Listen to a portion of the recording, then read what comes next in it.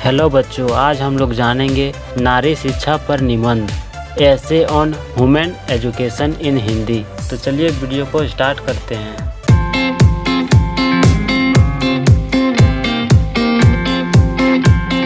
शिक्षा हर किसी के जीवन का अभिन्न अंग है। बिना शिक्षा की किसी के भी जीवन की कल्पना भी नहीं की जा सकती। शिक्षण जीवन के हर पहलू को असर करता है। इस तरह शिक्षण स्त्री पुरुष दोनों का समान हक है, मगर भारत जैसे विकसित देश में स्त्रियों को शिक्षित बनाने के लिए कोई महत्व नहीं दिया गया है। इस निबंध के माध्यम से शिक्षा का नारी जीवन में क्या महत्व है, ये उजागर करने का प्रयास करेंगे।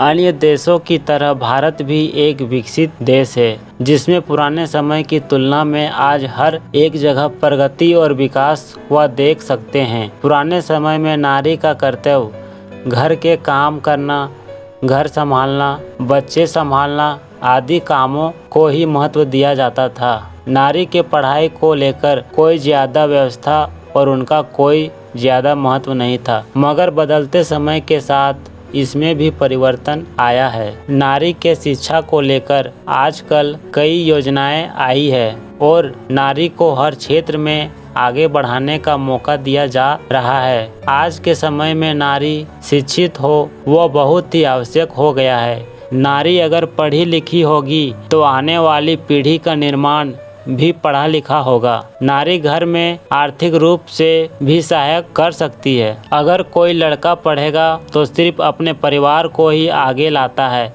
मगर जब कोई नारी पढ़ती है वह अपने साथ साथ दोनों परिवार को भी आगे ला सकती है। इसलिए नारी का पढ़ा लिखा होना बहुत ही आवश्यक है। शिक्षित नारी जीवन में आने वाली हर समस्याओं का शिक्षा के माध्यम से अपनी सूझबूझ से बाहर निकल सकती है। अगर उस पर कभी कभी घरेलू हिंसा हो तो अपने कानूनी नियमों को जानकर वह उसी से भी अन्याय न सहकर न्याय के लिए आगे बढ़ सकती है। बच्चों का पालन पोषण भी शिक्षित होने से अच्छे से कर सकती है। शिक्षित नारी बहुत ही आत्मविश्वासी होती है। शिक्षित होने से धन कमाकर अपने और अपने परिवार की आर्थिक रूप में मदद कर सकती है। इसलिए नारी के जीवन में शिक्षा बहुत ही महत्व है, जिनके लिए आज के समय में सरकार ने भी हर नारी को शिक्षा मिले इसलिए फ्री में शिक्षण की भी व्यवस्था की है। तदुपरांत नारी को शिक्षा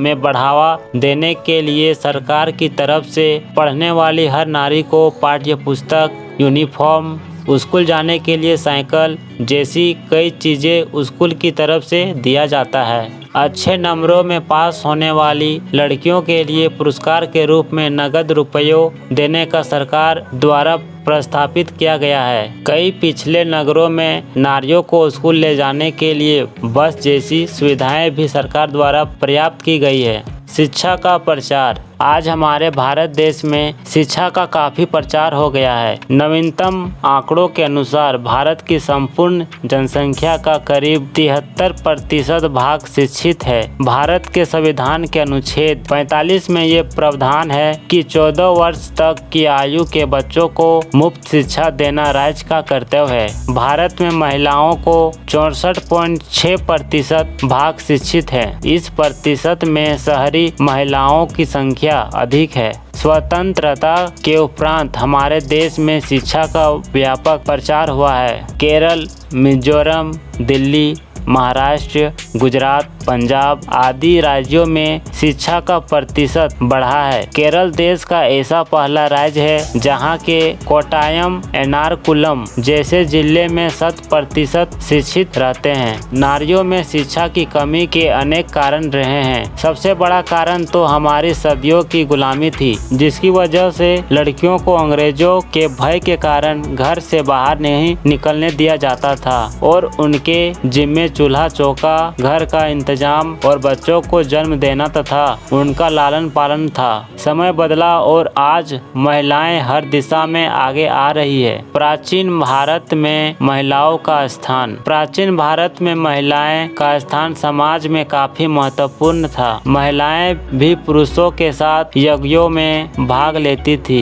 युद्धों में जाती थी। धीरे धीरे महिलाओं का स्थान पुरुषों के बाद निर्धारित किया गया तथा पुरुषों ने महिलाओं के लिए मनमाने नियम बनाए और उनको अपना जीवन बिताने के लिए पिता, पति तथा पुत्र का सहारा लेने की प्रेरणा फैल गई। आज से शताब्दी पूर्व स्त्रियों को अपना पति चुनने की स्वतंत्रता थी। पिता स्वयंवर सभाओं का आयोजन करते थे जिसमें लड़की अपनी इच्छा से अपने पति का वर्ण करती थी। इस प्रकार की सुविधाएं इसलिए दी गई थी कि वे शिक्षित थी और अपना अच्छा तथा बुरा वे सही ढंग से सोचने में सक्षम थी। मुगलों के शासनकाल में शिक्षा, कला, साहित्य तथा अन्य विभिन्न गुणों को प्राप्त करने की परिस्थितियां मिट सी गई थी। इसलिए आज के किसी भी प्रगतिशील देश के लिए नारियों का शिक्षित होना आवश्यक है और आज की नारी शिक्षा के दम पर आगे बढ़ चुकी है। आज का कोई भी क्षेत्र ऐसा नहीं है जहां नारी ने अपने कदम न बढ़ाए हों।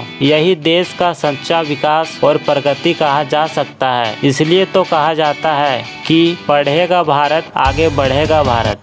आज के लिए इतना ही, फिर मिलेंगे अगले टॉपिक के साथ। तब तक जुड़े रहिए मेरे साथ 2KR स्मार्ट क्लासेस में। Thank you so much for watching my videos. जय हिंद, जय भारत।